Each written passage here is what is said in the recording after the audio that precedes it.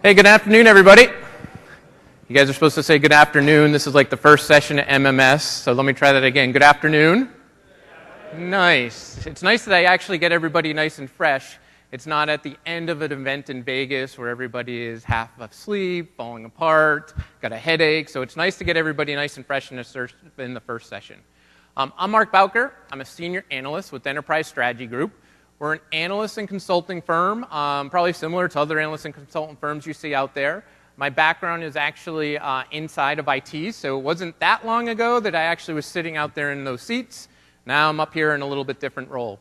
I've been doing the analyst gig for about 7 years now, actually coming up on 8 years now, and it's pretty interesting. So when before an analyst role, when I was inside of IT, I was like you guys, very focused on your business, day-to-day operations, got to come to a show like this to kind of open things up a little bit, think a little bit more strategically, and now I get to do that every single day of my job. So I get to talk to all the vendors out there, I attend these shows all the time, and I hope to share some of that with you guys today. What we're going to do is we'll start off with a little bit of going through these trends, triggers, and technologies. I'm going to focus on three things. I'm going to look at integrated computing, and I'll explain to you how we view that. We'll look at cloud, specifically public and private cloud. And then we'll look at desktop delivery as well, or workspace delivery platforms, as I call it. We'll also talk about some things, obviously, how they apply from a career perspective and the impact they may or may not have into your organization. The other thing we're going to do right after this session is we're going to have some folks join me up here, and I'll run a panel. So some of the things that I'm talking about here, we'll actually be able to question them and understand from their perspective what they've done inside their business, how's it impacted what they're doing inside of IT, what are they doing from a career perspective, what's working and what's not. So I encourage you to please stay around for that if you can as well. So the first thing, I'll start off with a story. It's my Uncle Pete story. Everybody has an uncle or somebody you look up to as you grow up. I was in my teens. I was probably 17 or 18 years old, and I remember my uncle telling me this story, and I idolized him a lot, to be honest. And he said, you know, Mark, my cousin Jimmy, or whoever his name is building houses, and he's making all these big condo complexes, and he doesn't even know what side of the hammer to pick up. And I'm thinking to myself, wow, how can somebody build a house and be that successful if they don't even know how to use a hammer? So I said to myself, well, through high school, through college, even after college a little bit, I got really good at being a user of a hammer and good in construction, among other things. So I call it kind of a curse. So what I found out over time is I got a hammer, and guess what? I loaded my toolbox with a bunch of tools. Then I got a truck full of tools, and I go off and I do these jobs. And these jobs ranged anywhere from remodeling to actually building some houses. And I owned a bunch of apartment complexes at one point. But the problem was I was still using the hammer. So what I realized at some point, even though Uncle Pete said he doesn't know what end of the hammer to pick up, I realized at that point that maybe I shouldn't have picked up the hammer at all, and I should have focused on other things. Picking up all those tools every day also meant that I was picking up the phone, talking to an insurance company, dealing with real estate agents, talking with the bank, and I realized if I spent my time there, I was actually able to be more successful than if I was taking my tools out of my truck every day. Ultimately, it ended up being a fairly expensive education, but I got on, and now I actually transitioned into an IT career after doing some of that as well. So the big thing I learned there was you can't do it all at once. It's good in certain times to kind of focus down and learn how to use that hammer. But at the end of the day, sometimes understanding the bigger business needs from that perspective can help as well. And I'll show you how that kind of relates to some of the stuff we'll talk about here. So there's really three things, as I mentioned before, that are really interesting that are happening in IT right now. I can't get into a conversation with an IT vendor, with the IT community, without talking about cloud.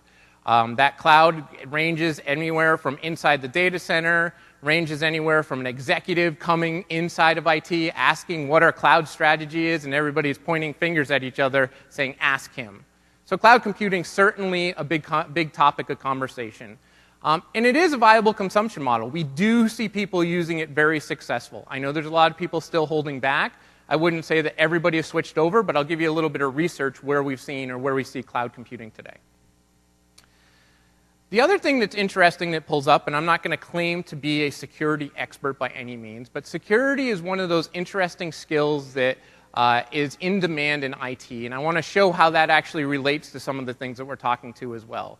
I know that when I was in IT, running an IT organization, this was not a strength of ours as a group.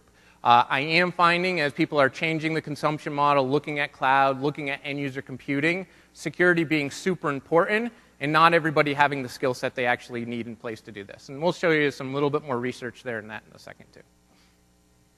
The other one is this whole consumerization of IT. As popular as cloud is, I go to a CIO convention, essentially a lot of these a year where we bring a bunch of CIOs together.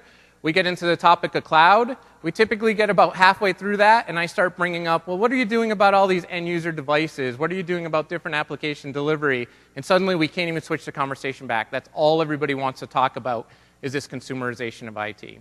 So we'll show you some of the things, how that impacts things as well. So it's really these three dynamics that are really believed that are going to have the biggest impact of the career over the next year, 3, and even 5 and 7 years to come.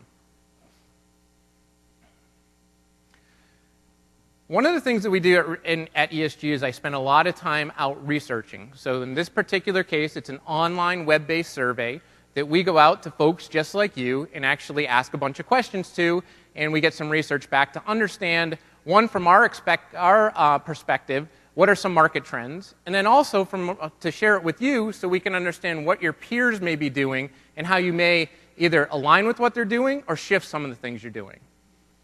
First thing here we ask this question every single year. Basically, what are the extent you're actually spending or plan to spend from a technology perspective on this list here?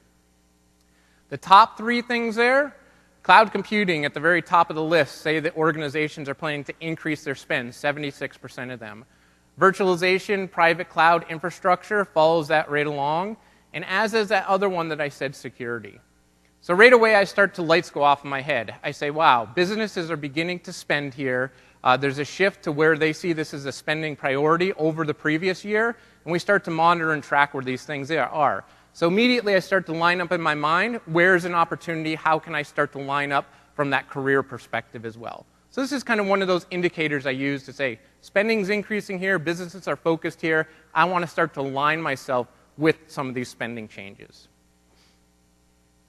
The next thing to back up, one of the other things, other points that I made before, is we ask about the changes you're experiencing to alternative endpoint devices. So this isn't your desktop or laptop. I'm thinking here smartphones, tablets, even maybe netbooks or ultrabooks in some cases as well. But there's a giant demand from your end users of actually doing this. Just by show of hands, how many people in here formally have a support policy for tablets in their environment? How many people plan to in the next 24 months? Yeah, we're seeing a lot more of that. So that's one of those ones that's becoming more and more demanding. And let's face it, pretty simple for a couple things. If it's just simple email calendar, it can be a little bit easier, but when we start adding things in there, it gets more complex. So a lot of demand coming from the end users here. This is one of my more exciting things to actually focus on, and I'll show you some more detail in a minute on this one as well. The other question we ask, and we always like to understand and keep pace of, is where there is a problematic shortage of skills. So every year we ask this in a survey as well, and this is across, by the way, this is a global survey, enterprise and mid-market, so it's across a bunch of different companies. But we always want to understand, okay, where is that shortage of skills happening, and then how can we actually help? In a lot of cases, it's actually the vendors and you align with that shortage of skills. Number one, there's security again. Now, interesting, when we specifically drill in there and say, what are those gaps in information security? It's typically around mobile, a device, and cloud security. So kind of breaking that down. The next one falls right in there, server and private cloud infrastructure. I think at this point, server virtualization, core server virtualization skills, pretty well understood, but taking that to the next level is where we really need to get further. So that's really where we see those skill sets being shortage. The other ones that get real interesting, and I'm not going to go too deep in it, but some of the application mobile development gets pretty interesting. Typically in a larger size organization, we see that. Then that next one on the list is pretty interesting. Well, IT architecture and planning. Again, this where my uncle said, oh, you got to learn how to use the hammer, got pretty interesting. But here, if I had to see data to say, okay, I should probably focus on more planning and design and architecture, as opposed to learning how to hammer, I would have had better guidance back then than I actually did now. So looking at some of the different problematic shortage of skills there. The ones that are in demand, when I walk into an organization, I see somebody confidently talk about cloud, security, and that endpoint or application desktop delivery, certainly something we see lining where people are looking at. We see where also that whole hammer skill again. Sometimes if we watch people that are actually doing some hiring, it'll be real interesting to listen to the panel that we have up here afterwards to understand what type of skills are you looking for. Are you looking for somebody that knows how to use the hammer, or are you looking for somebody that actually knows how to build the house? So we'll be asking that to the panel up here as well. I'm not going to go through every single one on this list, but there's typically two views in here, really depending on what your role is. There's typically an IT staff, that's somebody that's responsible for what I'd say operations of that IT infrastructure and applications. And then on the other side, there's basically somebody that's a director level and above, somebody that's actually planning more of a vision, managing their staff of people, doing that more CIO type of responsibilities. Just from a show of hands here, who falls on the right-hand side of that with what I'd say IT director and above? Perfect. Perfect. So a little bit about half and half. So as we go through this, there's always a balance here. I actually sat on both sides of this, so I know what it's like, sometimes to focus on that day-to-day operations. That's where we love, that's what we grow up in, that's where we're proud of building that infrastructure, we're proud of building that house. On the other side, I sat as an IT director saying, okay, I really get a lot of pressure from the HR department that needs a system in place, and they need it in 3 months ago. What are we going to do? So there's a little conflict between what always happens between these two groups of people. The CIO type person or that director person always is looking at how to improve efficiency, managing people, how they're going to pull in those skill set and kind of looking ahead. And usually if I'm on IT staff, I'm looking, what's the latest tools I can be using? How can I get the best training? How can I get the best certification? So as we go through, I'll kind of match up these two different views as we look at those three, cloud computing, we'll look at integrated computing approach, and we'll also look at workspace delivery platforms.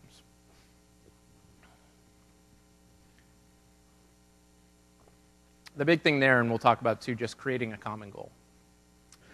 So here is something common across all of them. And I'm going to show a couple things here that reflect different business dynamics that I know that each of you actually portray some of these. It's the matter of putting all these together where I see super success happen.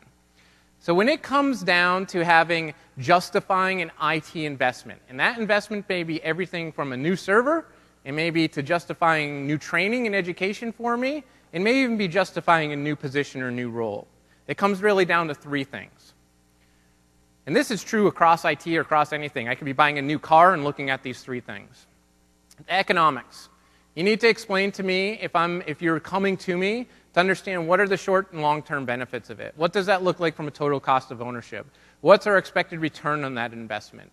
And you need to be able to do that across not just from a technology point of view, but be able to also tell me what that impact is to the business. Some people, extremely good at this. I wasn't very good at this when I was in IT. I was okay at it, and I'd kind of get to a point and fall off a cliff, and then they asked me a bunch of hard questions, and guess what? A lot of times we didn't get that implemented because I wasn't good at this one. The next one is ultimately, how does it impact or how does it change the present mode of operations? So PMO, present mode of operations.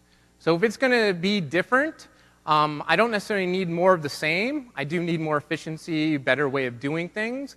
But you need to explain to me, how does it differ from the present mode of operation, and how is it going to positively impact process? And that may be IT process, and more likely so business process. So you got to be able to tie in economics and how it ties to the business process as well.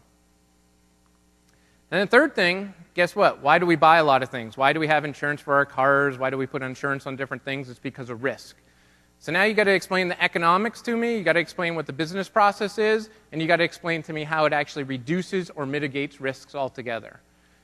When I see the mastery of these three things together and having these skills, no matter which career path you choose, I don't care if you're a storage administrator configuring storage every day, or you're a CIO of a company, true mastery of these has proven, I've seen, be super successful, and people quickly advance their career.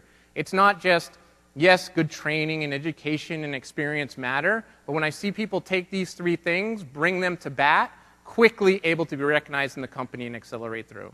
So economics, process improvement, and that risk mitigation. So the next thing I'll talk about is virtual computing infrastructures. So kind of starting at the infrastructure level here. So here's another crazy story. I used to go to a computer show, and I'd buy all these pieces, and I'd lay them out on the kitchen table. I'd get home, and my mother says, "What are you doing?" I said, "Well, I'm building a computer. You know, that's the way you're supposed to do it. You're supposed to take all these different pieces and put it together." By the end of the day, I'd plug it all in, and half the time it wouldn't work, and you'd try to figure it out. But at the end of the day, you'd plug it all in, you get it together, you'd turn it on, and guess what? At the time, you'd put the floppy disk in, and C prompt would come up, and she'd be like, "That's it?" I was like, "Yeah, isn't this great? Look what you can do," which you could do nothing at that time. But that was the way that we went about building computers at that time. Being able to take those different pieces together was actually, at the time, had better economics than going out and buy the complete system. Ultimately, over time, it led to a lot of this. A lot of people I know, nobody has their data center that looks anything like this, but sure, I'm guilty of this, had the kind of crazy wiring closets that kind of turned into data center, and this were a disaster.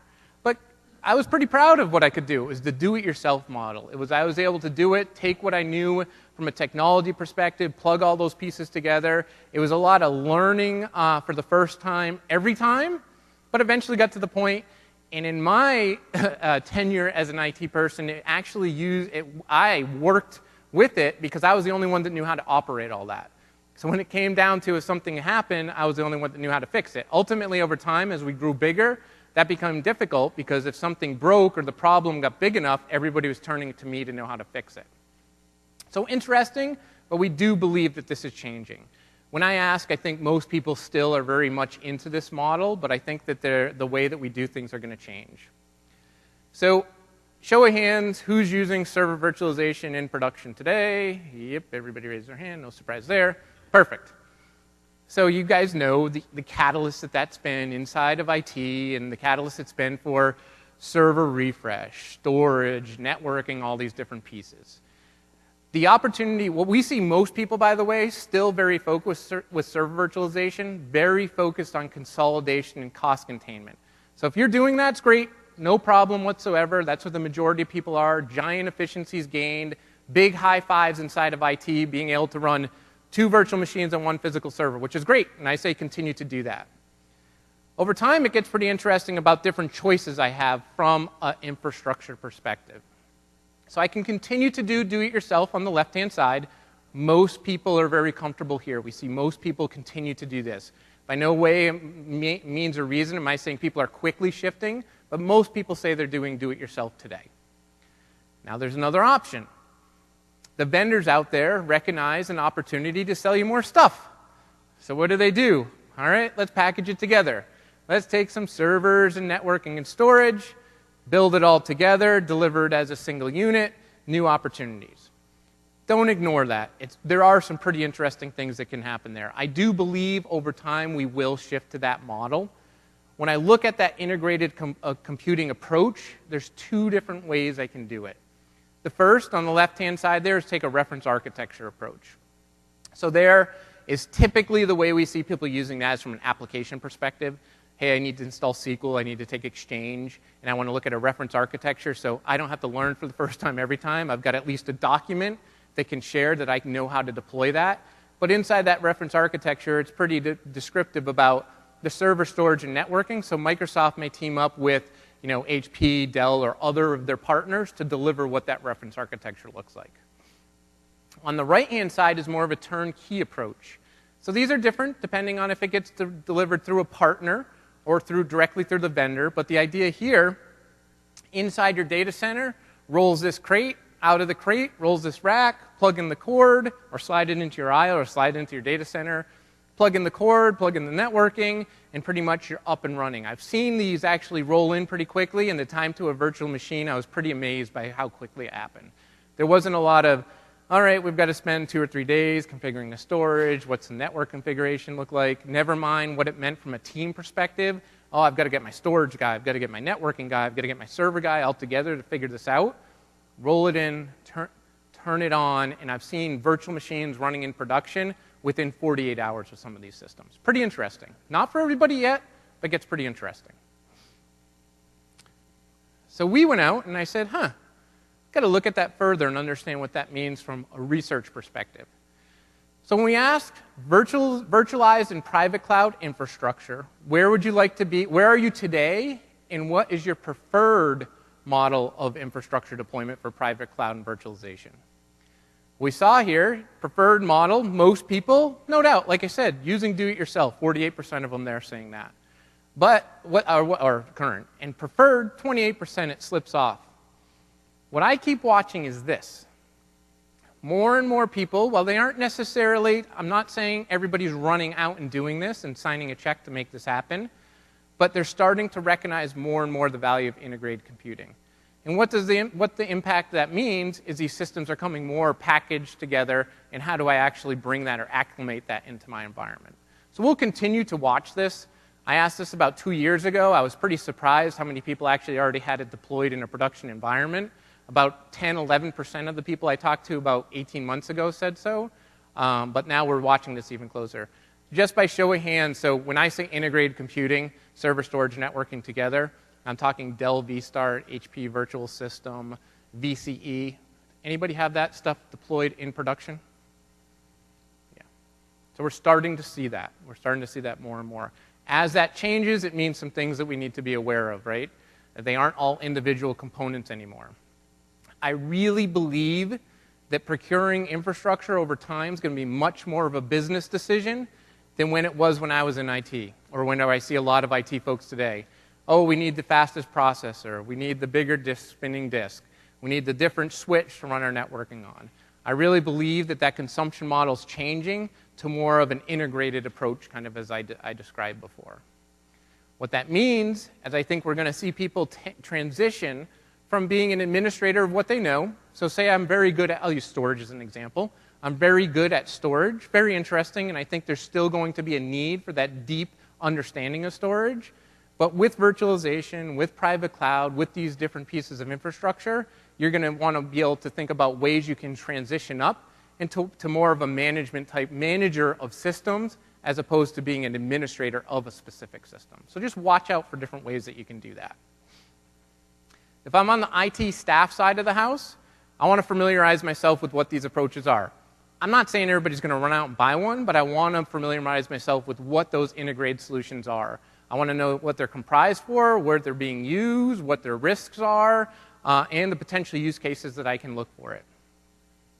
If we're going to look for it, I want to position myself as a project lead. I want to be the one that walks in, and I want to be the one that says, hey, I've been looking at these new integrated systems from, I don't want to name vendors, but from XYZ company.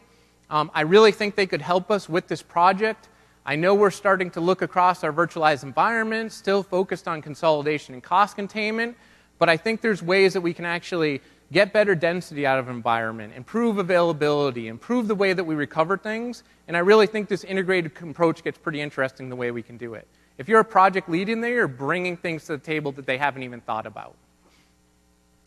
The other thing before you even get there, lead a planning and sizing exercise. So a lot of times we see people virtualize, they're at the stage, they've gotten okay consolidation. Well, why don't you start to look at, okay, what is our life cycle of equipment? What's our next plan from an infrastructure point of view? And start to give some recommendations and potentially look at how integrated computing may fit in. If I'm on the other side, I'm kind of looking at it more from, or if you're on the staff side, you can be wondering what some of the IT director and above are thinking. Here, it's all about thinking beyond speeds and feeds. So when your staff approaches you and they start talking about servers or storage, networking, and they start talking about speeds and speeds, stop them and say, hey, listen, I really want to know, I've got to accelerate the way that we get support for that system. I've got to be looking at standardization more so than we ever have before because we're expanding offices, for example. By the way, I've seen people actually take some of these block approaches, and it's their standard solution for every single remote office they have. So everywhere that it was actually a bank, everywhere that they actually have a remote office or a banking branch, they actually take this integrated approach, this block design, deploy it to every single branch, standard across the branch, win for everybody. Makes it easier. The other thing is just improved time to value. I gave the examples, I've seen things up and running 48 hours in these, where it matters and you have an application in that case, time to value is super important, so be watching that. I said discourage DIY or discourage do-it-yourself. You don't have to discourage it, but just be aware that there's other options of the way things can be doing. And also encourage things organizationally. One of the biggest barriers we've seen from a virtualization perspective is just the way the organization's aligned. So if you can be a leader inside your IT organization to have those different teams work together, we've seen people actually create basically a virtual team across those different IT disciplines, very successful. Better yet, position yourself to lead that team. You're going to even be in a better position as you look at these different type of infrastructure or even what I'd say more cloud type of approaches.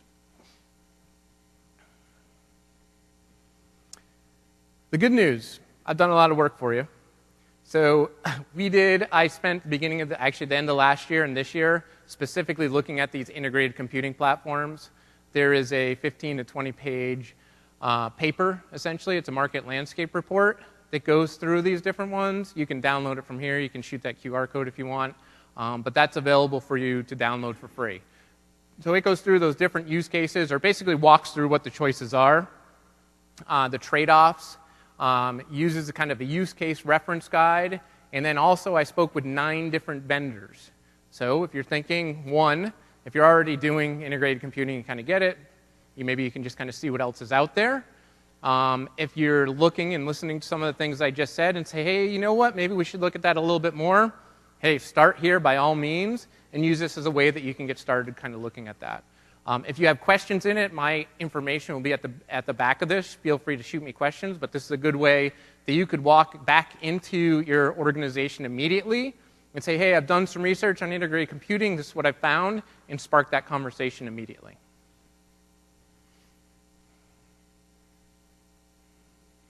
There's some tracks here I think line up interesting with that integrated computing approach or virtualization. There's that server virtualization management track. A couple ones jump out at me there. I personally would be pretty interested in that Windows Server 8 track, just knowing some of the things that are coming there to pay attention to. Obviously, if you have any of those key disciplines, you're going to line up with those. Also, down in the fabric infrastructure management, the interesting thing there is you'll see there's a big shift to a fabric manager, right? Instead of being an administrator of those different systems, there's a little bit of a shift Microsoft's taking here and saying, hey, let's take more of a fabric approach. I'd be paying attention and figure out what that is. What's going to actually swing over from me taking that, what I'd say, administrative approach to more of this management approach. So a couple different tracks there. Not that you don't have plenty to attend, but a couple that you can monitor.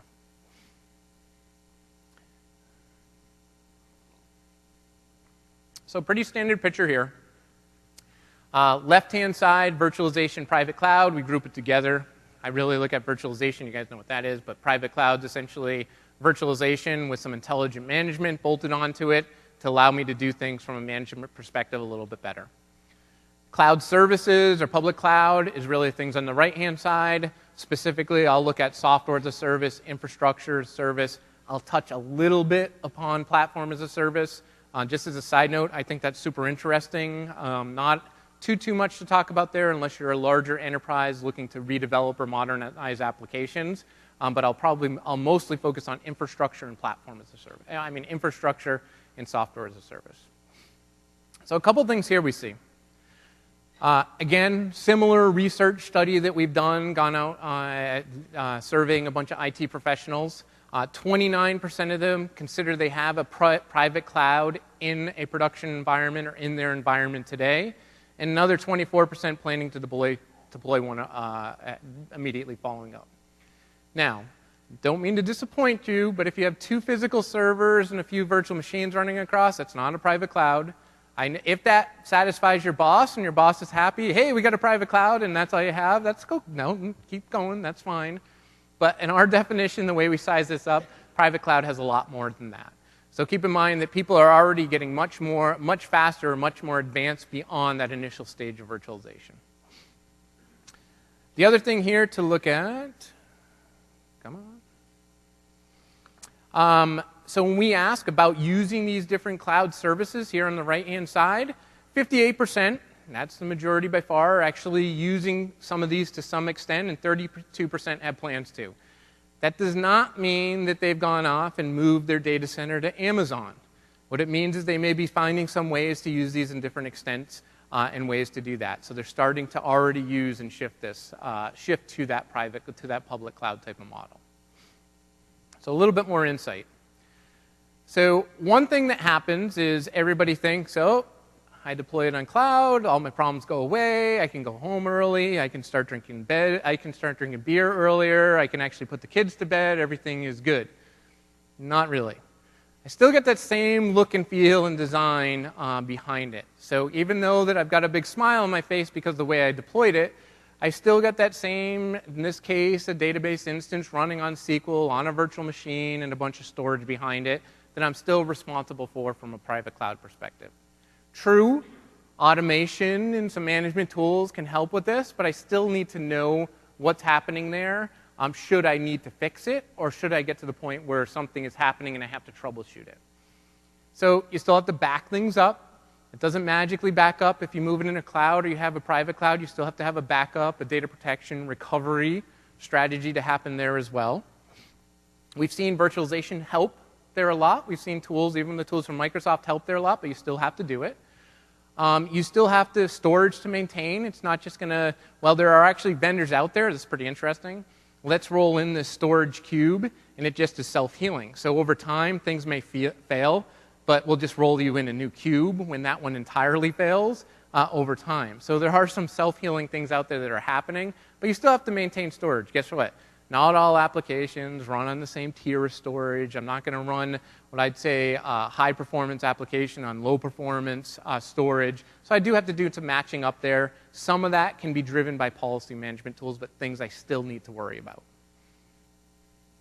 Still have to worry about my compute resources. I still have to worry about how much memory I'm using. How do I size my virtual machines? How does that look across my distributed environment? What does that mean from a scale perspective? What does that mean from an integrated computing perspective, perhaps, as well? I still have to look at that application. I can't forget about that. Depending on what my role may be, I may have better visibility or not into that, but I still have to maintain and understand what that application is doing at any time.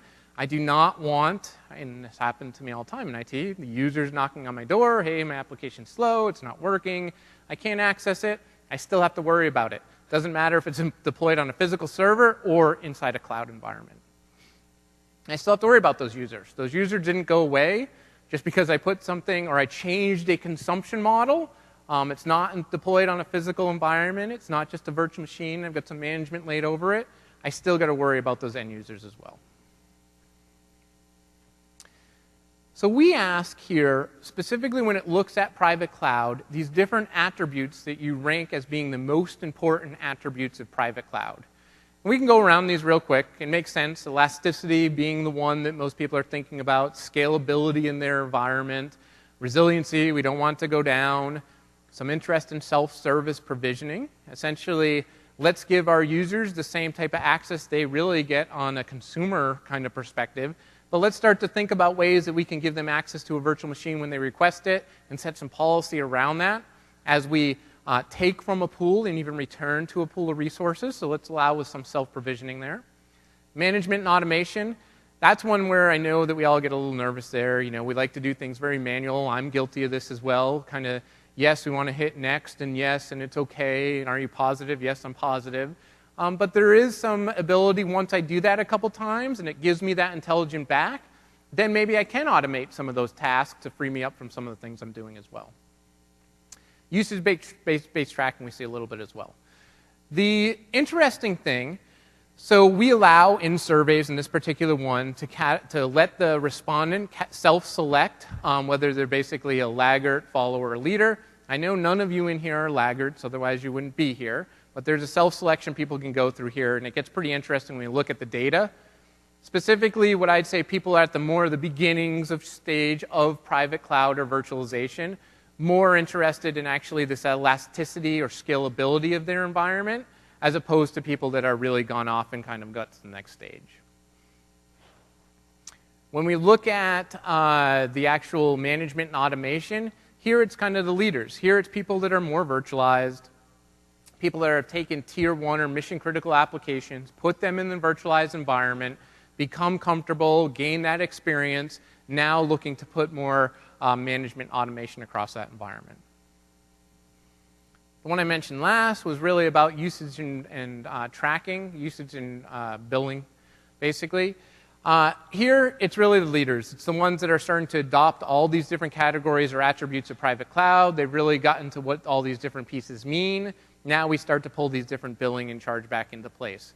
Now, a lot of times they want that to integrated with their existing system, so there becomes some customization exactly how to do that.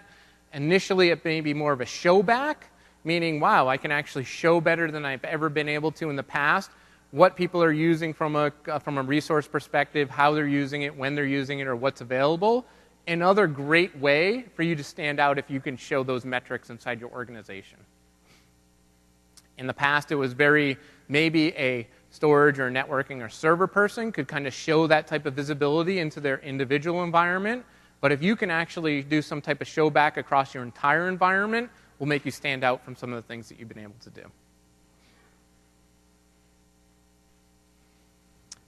The other thing we mentioned here is from a public cloud perspective. So this is looking across cloud computing services. So here I said we looked across software as a service, infrastructure, and platform as a service. Just interested by show of hands, who's using software as a service at some extent today? Yep. How about infrastructure as a service? Yeah, this is pretty much in line. How about platform as a service, some of those new application platforms? Cool. So it almost lines up exactly with this. So here, it doesn't mean, again, I'd say that it gets pretty interesting what they're doing from a software as a service. I mean, what's the one that we typically hear? It's Salesforce. Salesforce kicked off this years ago. One of those applications run out there. We trust that application to run our whole sales environment. We actually use that. So that's one of the ones that is led. When I was in IT, it was even our accounting packages were there, our payroll was there, HR had something there, marketing organizations sometimes have these software as a service. The interesting thing I've found with software as a service is over the, probably 3-4 years ago, it didn't get that much attention, just kind of happened. Now suddenly I see IT running around to these different lines of businesses and realizing they have a lot more software as a service applications than they realized they had. So being able to kind of collect and get a better understanding, and why do you want to do that? Who in here used Dropbox? So what happens if Mark Bowker is working for your company, has his personal Dropbox account, I drag a bunch of stuff in there, and I leave the company? Well, guess what? I've got a lot of company stuff in there into that Dropbox account that I have. What happens? So what happens when that person actually terminates or leaves? Becoming a big problem. So now the same thing with software as a service. We're seeing more and more focus put on how can I actually aggregate some of those software as a service applications and be able to put them through some type of common authentication, management, identity, and access management type of solution. So more and more focus being put there because what we're really seeing is a lot of people shifting there, and I'll actually show that in a second. Infrastructure as a service gets pretty interesting. I think here's an interesting opportunity for whoever has been leading server virtualization, specifically to look at this one. I'll give you a couple interesting use cases in a second. And platform as a service, again, I'm not going to drill down here. I think this is, if you have an organization with a application development, application architect team, you're looking at modernizing applications, you're doing a lot of in-house application development, I'd really pay attention to this one. That one's super interesting, just not one that I see across a broad spectrum of IT people that we speak with and talk to. The ones that do it, really interesting things that they're doing, essentially bringing in-house some of these platforms so they can design, develop, and roll into production. Gets pretty interesting, some of the opportunity there. But infrastructure and software as a service seem to be the leading ones people are interested in. Software as a service, infrastructure as a service, we've been tracking that over the last few years, double-digit growth. So when we asked that, we've been able to see both of the usage of both of those services increasing. So I know there's a lot of things that we can say against it. There's a lot of things that we can say, well, that doesn't quite work for us. What about the security? All these different pieces. But we're clearly seeing growth in those two cloud services. When it comes to software as a service, I don't think there's anything that's really too surprising here. So these are the leading applications that people currently have deployed as software as a service type of model. CRM, email, human resources, some of the things that I mentioned there. You can look at the bottom, maybe some of the things that people aren't quite as likely to deploy as software as a service. But these applications are starting to move that way. So ultimately, what does that mean if I'm an application owner? I just have to think about this. So for instance, if I own the email system, I used to administrate an Exchange system, for example, I just need to be thinking about tracking and know I need to be ready when and how if we move that application over. So if I'm responsible for a specific application, I want to avoid a line of business, my manager, somebody coming up to me and saying, hey, this is when we want to do it. I want to put it around the other way, and I want to be the one that's going to lead that discussion, show the rest of the organization how to do that, and position myself either for the next application or next responsibility inside that organization. So just track this. There's a lot of different applications out there in the industry. I think this is important to watch, especially if you're responsible for one of those applications up there, or you see an application or service that you have been watching that is a potential for that type of service. So just watch it. Also you guys will probably all have different initiatives inside of your business around software as a service. I've seen people say, nope, in 18 months, all our applications are going to be software as a service. A little extreme, but I've seen it happen. So just be aware of what your individual goals may be. The other one here we looked at, this is kind of infrastructure as a service, right? So this is taking and using servers in the cloud, essentially, or virtual machines in the cloud. This is very similar to what we've seen actually around, reminds me of the early days of server virtualization. So this is really that crawl, walk, run scenario. At first, when server virtualization came out, nobody wanted to try it. It's not going to work. Oh, that makes things, all your eggs are in one basket. Now, the same thing's happening with some of these infrastructure as a service services. So test and development, a great opportunity. I have somebody walk into my office, ask for or put in a request for certain resources. I was pretty good in IT. I don't know about you guys, but I was pretty good at saying no because actually I didn't have things. Here, it's becoming harder to say no.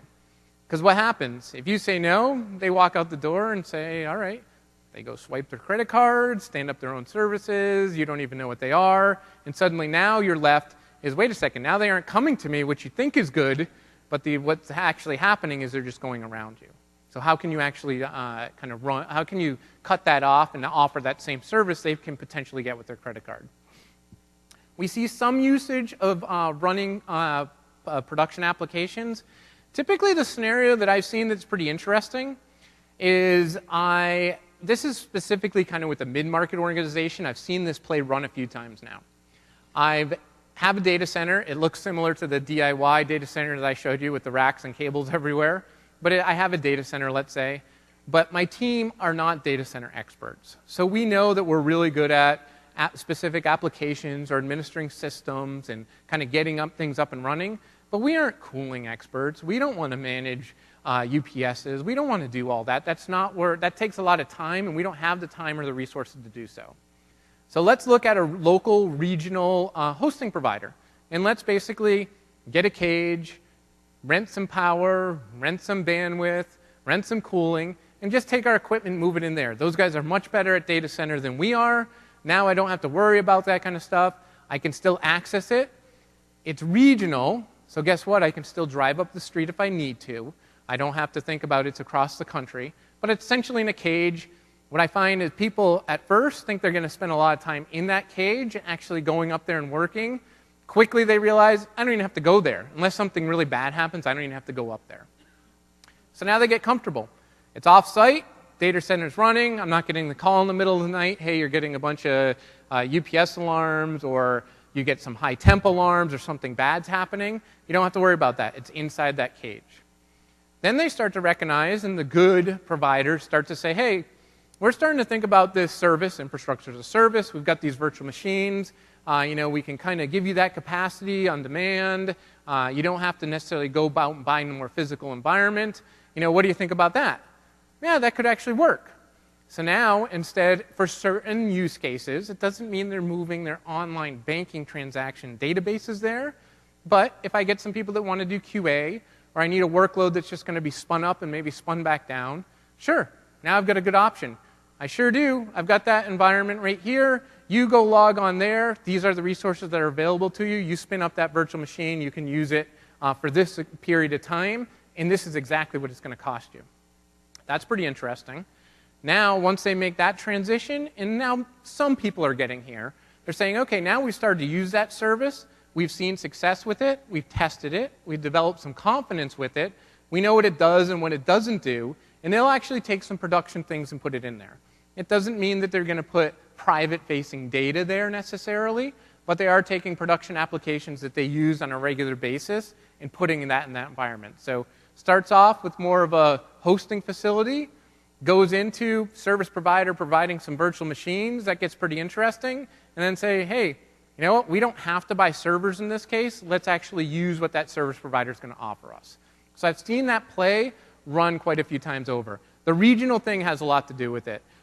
There's still a lot of comfort in the fact that I can get in the car, go up there, and essentially yell at somebody, or if something bad happens, I have somebody to go against and can actually see a person or see what's going on. This whole notion of being able to size for average capacity instead of for peak capacity gets pretty interesting. I've seen very few people be able to pull that off yet, but that's something I'd be thinking about. Are you able to go in as a leader in your organization and be able to say, hey, there's alternative means of consumption. We've been sizing for peak capacity for years. I think we can bring down where we are from a sizing perspective, size and average capacity, and take advantage of some of these consumption models. I've seen that successfully happen. I'm not saying it's right for everybody's organization, but it's certainly a possible option to look at. A lot of time, too, and I didn't bring it up, sometimes when people will consume one of those virtual machines from a service provider, a lot of times once they start doing so much, a lot of times they bring it back into what they own. So there's nothing wrong with that. I've got it up and running. Hey, that proved to be a little bit more successful than we thought. Let's bring it back into the actual infrastructure that we own, and we'll run it in-house. So being able to kind of think of it that way. It doesn't mean once you go there, you can't go back. This surprised me when I first saw this year. So let's kind of think about what this says. It's kind of two questions on top of each other. So this says, at this point, when a physical application reaches its end of life, how likely is your organization to consider using cloud servers to support that application rather than purchasing a new physical server? The blue left-hand column is potential cloud server users, so ones that are potentially using it. The yellow on the right-hand side is current users. What's interesting here, 50% of those potential users and 57% said that they actually consider a cloud service their next phase of life cycle when they look at instead of physical servers. So here, pretty interesting. Instead of actually deploying on a physical environment or purchasing physical servers, now I'm looking at a virtual machine to do so. I've seen some people a little hesitant to run this up the flagpole in their organization. Why not share this? Say, hey, we see other organizations doing this. We've seen some research, and it shows that other people are thinking the same. I think there's an opportunity to take this, and this server to do it. And when we look at this physical server, I think we should at least consider some of our options from an infrastructure as a service consumption model. I'll be watching that one pretty closely. That's pretty interesting and potentially a pretty giant shift of moving what I'd say on-prem to some type of off-prem solution. So we've watched cloud services for the last quite a few years. We've noticed a 4-year trend where they're actually using it as a cost reduction initiative. So where I've seen it work and where people are using it, they're using it more and more as a cost reduction initiative inside their environment. It goes back to my point before. How are we successful? What do we communicate? We communicate the economics, business process, and risk mitigation. When you're able to do that, tie it to cloud, and talk about that cost reduction initiative, we've seen people stand out just from what they've been able to do from an IT perspective. Be careful what you do. I have seen people do exactly what I've said. Nice job. They move that application or that service to a cloud provider. I won't name who it was. They got up here very much like I am and explained their story. I was impressed. I was very, very impressed by their story. Hey, we couldn't purchase the equipment we needed to. We didn't have that expertise in-house. It was really easy for me to go there and spin up those virtual machines I needed. It was all public-facing data. I wasn't at risk there. I was able to quickly do it. Well, come to find out, he gets off stage. I kind of follow the story a little bit, what's going on. Well, it wasn't all public-facing data. There was some private data in there. That CEO that got up and talked actually got fired because he took and went and put his information kind of in the cloud. So be careful of what you're doing. Understand what it means from a risk perspective, what's going on up there. Just because it's simple, easy to do, doesn't mean we should always be doing it in that way. Cloud computing, I think, is pretty remarkable what it can do. I think it opens up different approaches. The leaders that we've seen out there are truly looking at those different approaches and where it makes sense. I think the risk, and I see a lot of this, and I'm not saying anybody here is like that, but I see a lot of naysayers. Nope, what's the first thing that we say about any technology? It's not secure. Okay, well, that's good because we always should be looking at that, but there are opportunities for cloud computing that are not going to be ignored. We see where businesses, I showed at the beginning, they're looking to spend there. They're increasing spending there. They know they have a problematic shortage of skills. That's going to be hard to stop that momentum. So I always look and I say, well, if you aren't going to embrace that, you're at risk of where you are from a career perspective or where you may be inside that organization, because there are opportunities. That kind of goes there. So I look across these two. So if I'm the IT staff, what am I going to do? I'm going to start small. I'm not going to shift my entire data center to the cloud and that's going to take care of everything and I've got nothing to worry about anymore. Just start small. It's important as you start small, you show success, communicate that success, communicate your experience, share it with others. What lessons did you learn? What would you have done differently? What can you do next time? How can you move that further? And then the other thing that we actually end up doing a lot of or being part of are these workshops. So you don't have to go far. I know sometimes coming to this event can be a lot of travel. These cloud workshops seem to pop up everywhere because I can tell you I go across the country going to all these all the time. But these cloud workshops are great. Understand whether it's which vendor you may be working with or if you're looking at a different technology, what the potential is of cloud and how you can actually look at what the opportunity may be. If you're on the other side, it's kind of interesting. Make sure you're understanding what is that cost reduction initiative that you're after and you're looking to get. What are those metrics? How have you aligned those metrics? How is it similar to any other IT project you're doing? This is just a change in consumption model, so be looking at how you can communicate that. Before the executive team comes in and you're in the meeting, and I've been in these meetings and I've seen it happen and be asked, CEO comes in and says, he's going to ask, what's our cloud strategy? Suddenly, everybody's looking at each other, pointing fingers. Oh, you're responsible for that. No, I thought you were. Nobody's on the same page. Get on the same page. Just establish what is your goals, what are the potential opportunities, and it may be as simple as, you know what, we've looked at it, we've evaluated it, we think over time there may be an opportunity for this, but right now where we are, we're very confident in what we've done here, and this is why. So just be ready to answer that question. It's the same thing. You've got to do the same type of risk assessment that you've done with any other type of infrastructure. And the other thing that gets interesting is a lot of us may not have this skill, is all about contracts. So if you're actually consuming from a service provider, that infrastructure as a service or software as a service, what's the contract look like? I've seen large organizations actually hire a contract attorney, specifically knowing that they're shifting to more of this cloud services model to be able to look at this. I'm not a contract expert. I may be really good at IT, really good at systems, really good at architecture. I can give you some basics of what that contract may look like, but when it comes down to what's happening, and we see this happens, what happens if the cloud goes down? What happens if somebody takes those resources? What happens if somebody logs on? There's all these different scenarios that could happen.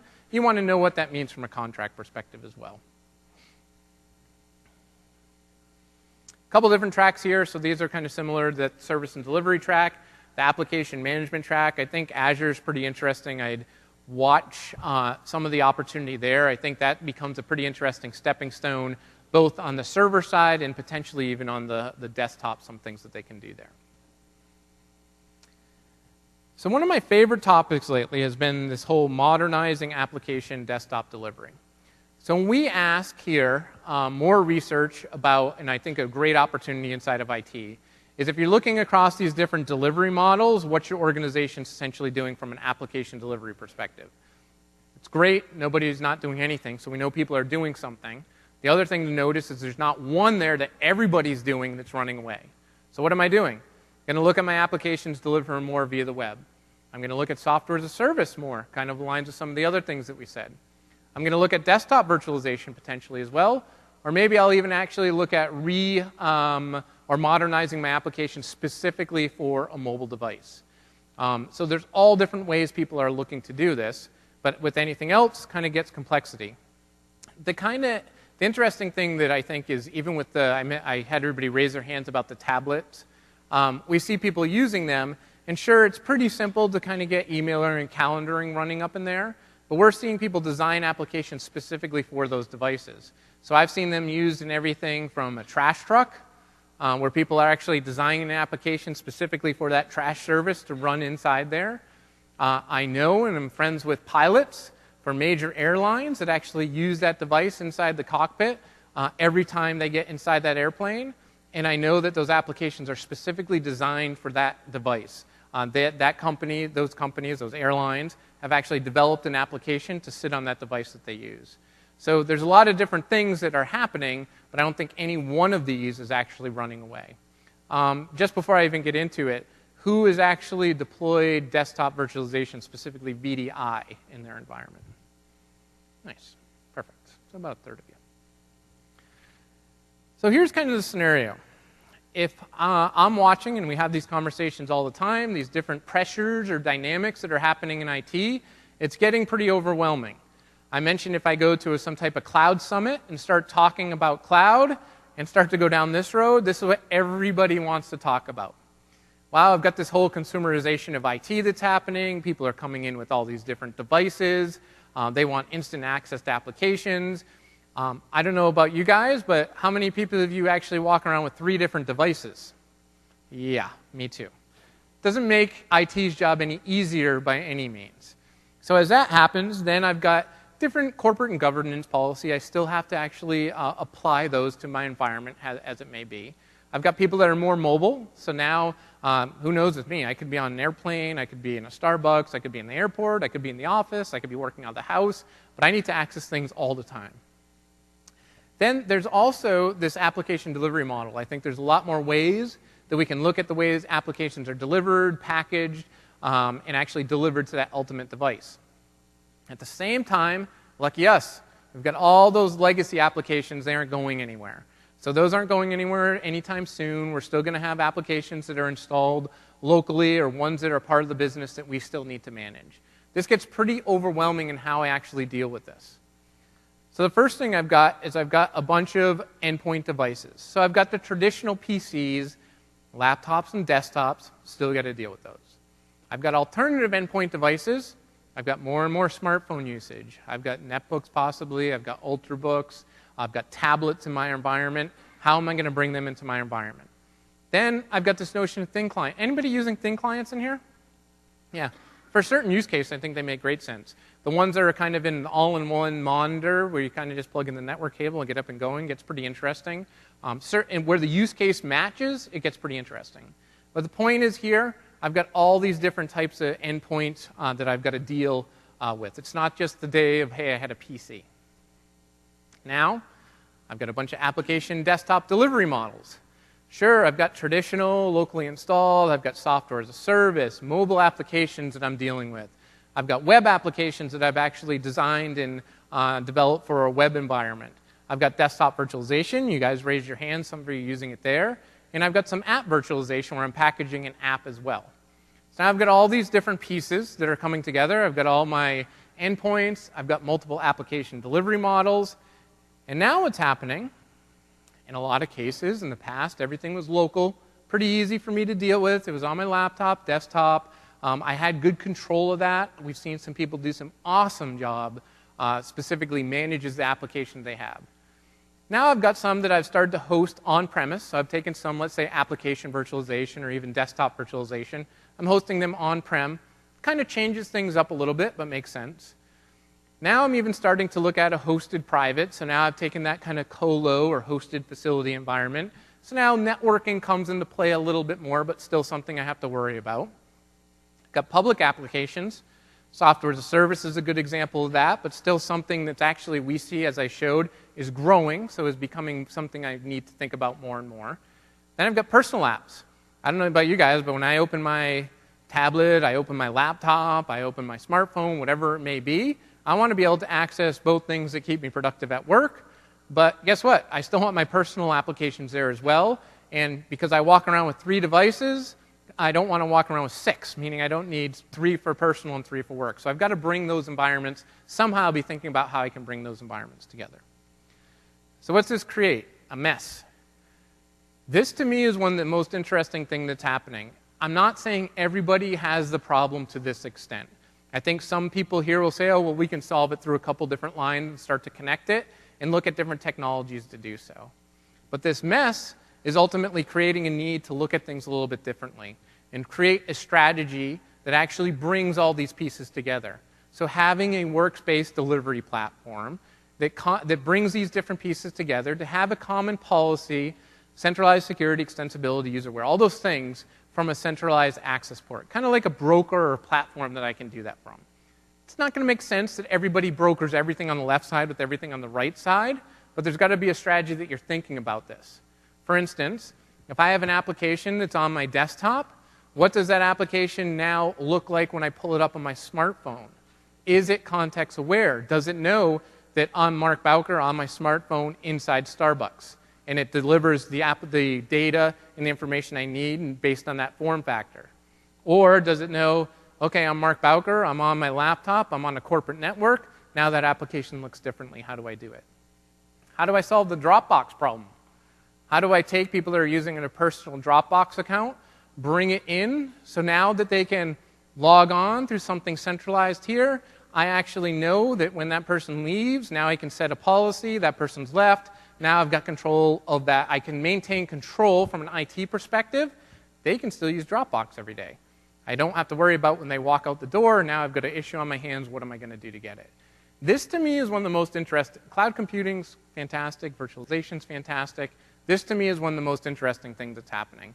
I think the impact it has across so many different things, all the way out to the end user, all the way down to IT infrastructure, it's very interesting what's going to happen here. Nobody is going, well, I shouldn't say that.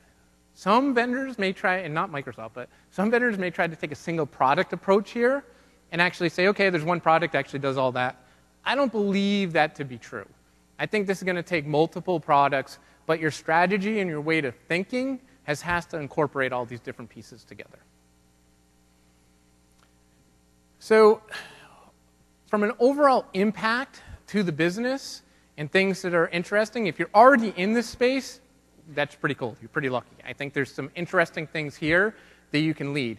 And this doesn't mean if you're a help desk person, supporting Windows desktop.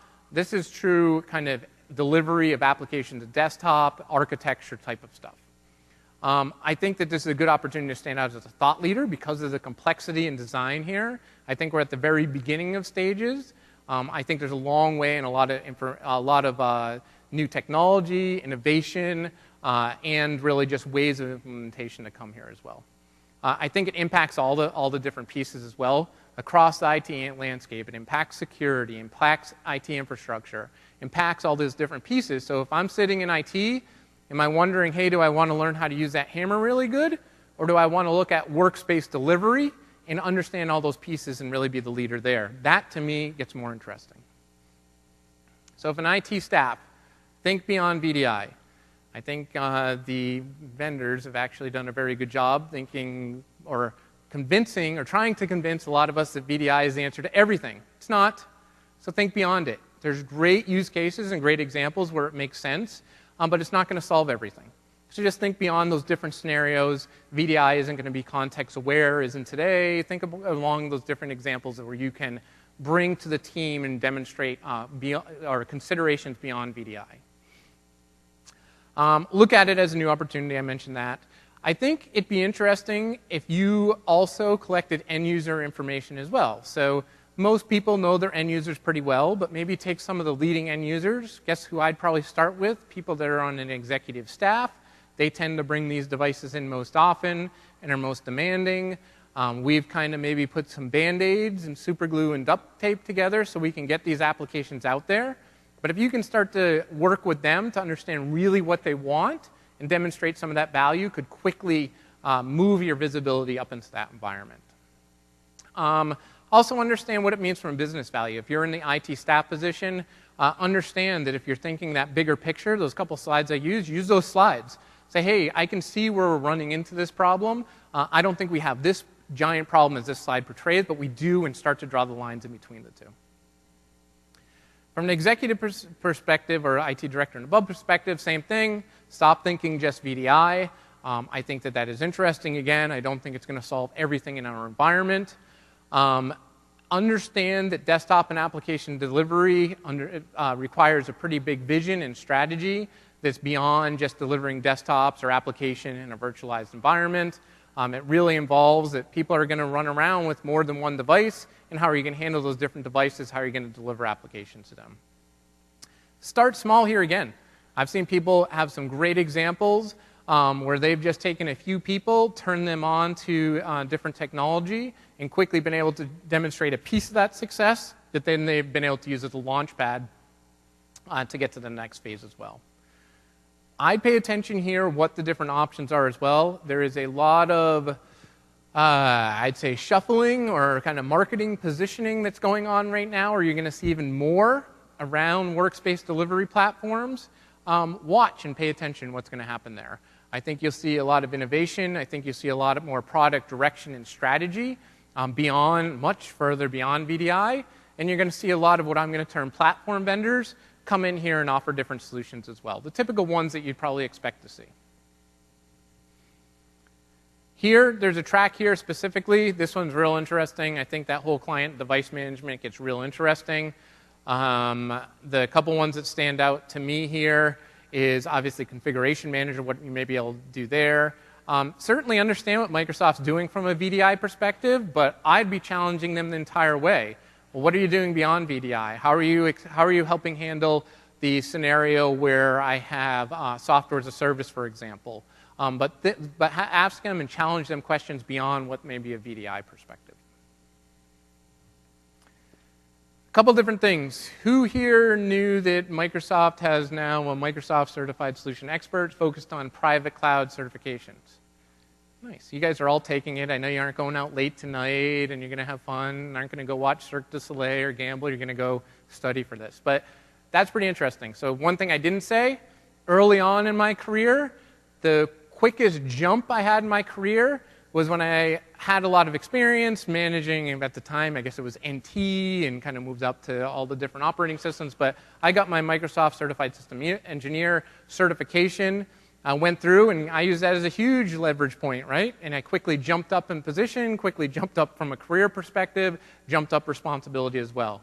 This would be pretty interesting. If you're focused on virtualization, I'd be looking pretty closely at this certification, what it means, and how it can help. We've done a lot of work at ESG with ESG lab validations. There's a bunch of information on that link, or you can scan that QR code. But we've done a lot of work with integrated computing type of approaches, with private cloud, and with these different infrastructures as well. So there's certainly information you can gather there.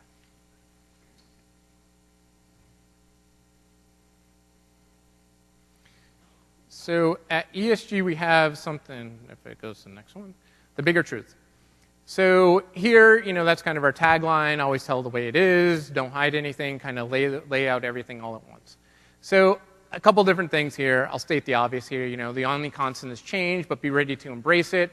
I do see, and if you have team members that aren't willing to embrace change, that's unfortunate, but it gets hard of how are you going to either change that team member or get them to embrace change. Sometimes what's the biggest problem in IT has nothing to do with technology. It's actually your team members and being able to understand what the uniquenesses are of those people, how do you manage those people, how do you get them on board and get them to kind of move that entire IT organization along. So embrace change. Change isn't always a bad thing. Change can be good. It's taking 2 clicks to advance my slide now.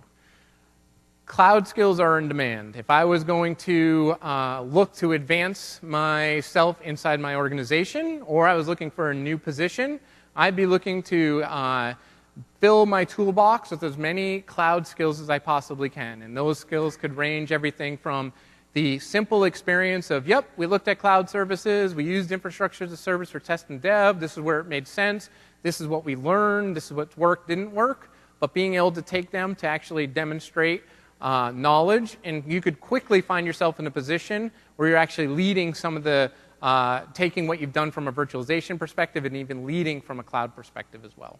So embrace it, and we're certainly seeing security line up with those cloud skills as well. So any of the security stuff that you may already have or can learn, you can drag with it. Look outside the four walls of IT. That's what we're familiar with. Those are things that we've learned to build. Those are the kind of do-it-yourself mentality that we have. There's a lot of things out there. I gave the example where people are taking a colo or a hosted facility, started to put things in a cage. We aren't as good at that. So there's a lot of opportunity outside your four walls. That's hard. Events like this are great to do that for, but I know what it's like. You're inside your work every single day. You're focused on what you have. It's hard to focus outside. There are some interesting things from a cloud perspective, but be able to understand how are you going to communicate those things, the economics of that environment, how are you going to mitigate risk, and how are you going to improve any type of IT or business process to be able to do so. And be a leader. I think that any person that I've seen in IT go furthest, fastest, is people that are a leader. What is your vision? What's your goals? What's your missions? Who are you communicating to? How are you building a team? Sometimes it's all about the team. You may be the smartest person around and know all those different perspectives of IT, but what's that team you have built up behind you, and ultimately how do you execute on that? So not necessarily technology there, but being able to pull all these pieces together as well. With that, I think we're just about on time. We're going to have the session after. All my information's up here. You can contact me anytime. But with that, we'll wrap things up, and I'm happy we got a few minutes if you guys wanted to stick around and ask some questions as well. But thank you.